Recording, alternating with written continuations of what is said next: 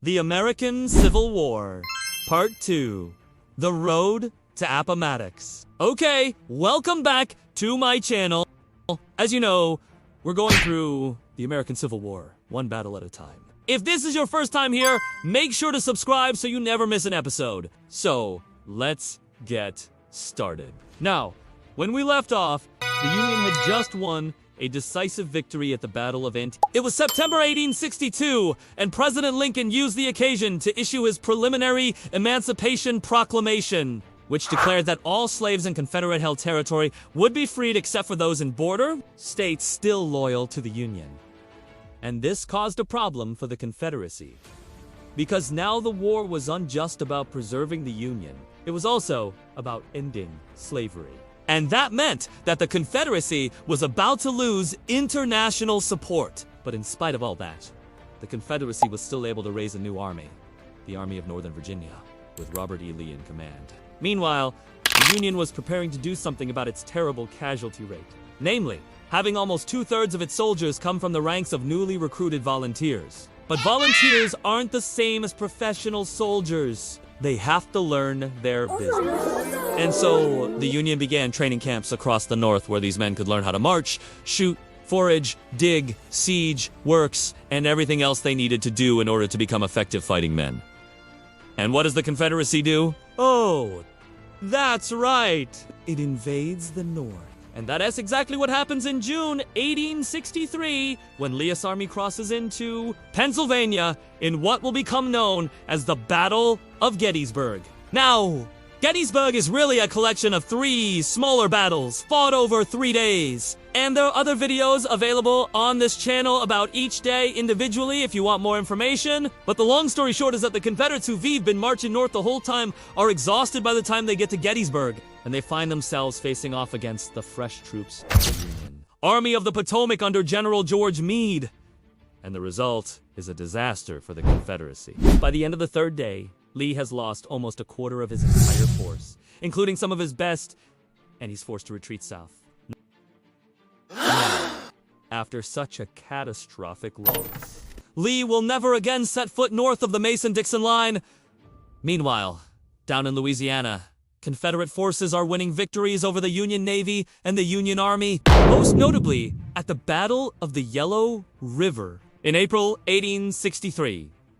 This victory was so decisive that it led to the fall of New Orleans just 2 months later. But as the Confederacy celebrates these victories, it doesn't realize that both were Pyrrhic victories, meaning they paid for their win with so many casualties that it ended up not really being worth it. And this will become a common theme for the Confederacy for the rest of the war. So, with the manpower drain beginning to tell, it should come as no surprise that the Confederacy is looking for a way out of this conflict. But even before they can start thinking about peace, they have to get through the summer, which begins with an absolute nightmare. Now, as you probably know, the American South is hot and humid. But add to that the thousands of sick and wounded soldiers who are unable to get proper medical attention or food, and you have a recipe for disaster. And so, in July, yellow fever hits the Confederacy hard, killing hundreds every day.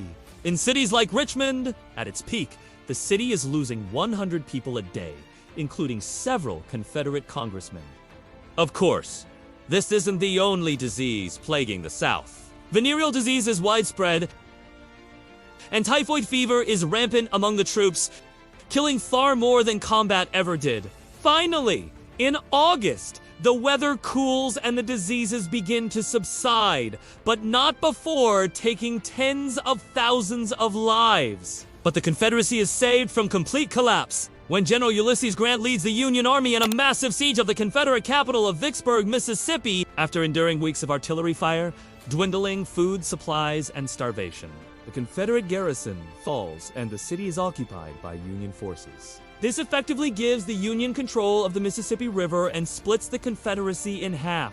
Meanwhile, the Union and the Confederacy begin a series of parallel military campaigns designed to crush the other once and for all. In the West, General William T. Sherman marches his troops through Georgia, destroying everything in his path, and in the East, General Philip Sheridan does the same thing to the Shenandoah Valley in Virginia. While General Grant pushes hard against Lee's army, neither side is able to achieve a decisive victory. So it looks like this war is going to drag on for a while. And then, on November 19, 1863, President Lincoln takes advantage of the recent Union victories to announce the issuance of the final Emancipation Proclamation. All slaves in Confederate-held territory are officially free, and the international community recognizes the Union as the true government of the United States. And in response to this, the Confederacy issues a conscript oath requiring every white male between the ages of 17 and 45 to join the military. Which means that even though the Confederacy is losing the war, it's about to get a lot more dangerous. In fact, in May 1864, Confederate forces under General Jubal Early launch a major offensive, capturing the city of Columbus, Ohio, and threatening Washington, D.C. itself. But it's too little, too late, and the Union is able to regroup and push the Confederates back south. But this offensive does serve to convince Lincoln that only a total victory in the West will end the war. And so, in October, he puts General Sherman in charge of an unprecedented special campaign. Sherman has been given an army of 60,000 men, practically the entire Union fighting force in the West, and he is ordered to destroy the Confederate forces in the Carolinas. This is a big deal, because up until this point, generals weren't allowed to take offensive action without orders from the president. This allows the generals to maneuver their armies according to the situation on the ground, making them more effective. This will eventually become standard practice in the U.S. military.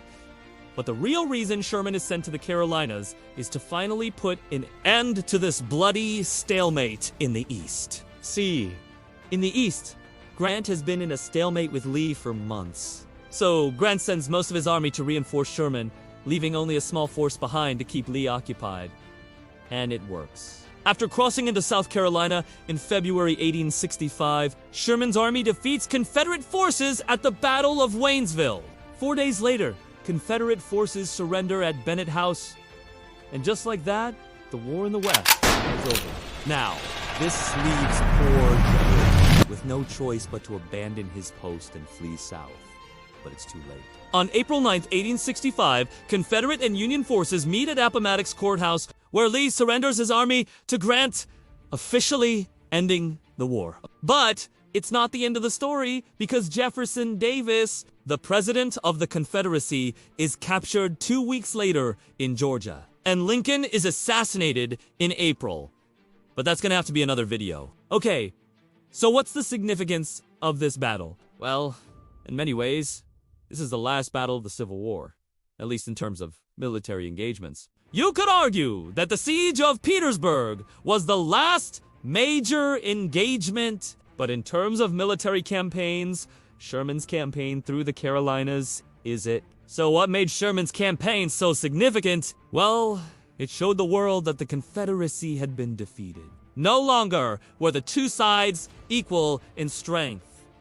The Union was clearly the superior power.